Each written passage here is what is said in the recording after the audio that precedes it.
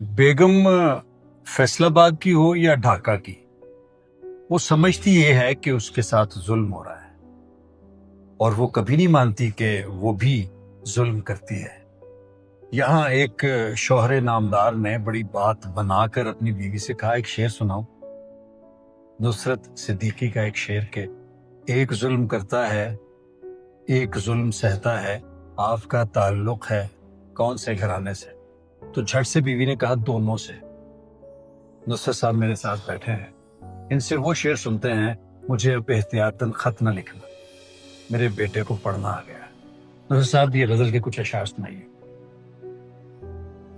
زمانے سے مجھے یہ بھی گلا ہے، زمانے سے مجھے یہ بھی گلا ہے، تمہیں میری نظر سے دیکھتا، اور یہ سچ ہے تو رگے جاں سے ہے نزدیک، یہ سچ ہے تو رگے جاں سے ہے نزدیک، مگر جینا تو میرا مسئلہ، اور ہوائیں بھی جہاں خالص نہیں ہے، مجھے اس دور میں جینا پڑا، مجھے اب احتیاطاً خط نہ لکھنا، مجھے اب احتیاطاً خط نہ لکھنا، میرے بیٹے کو پڑھنا آ گیا ہے۔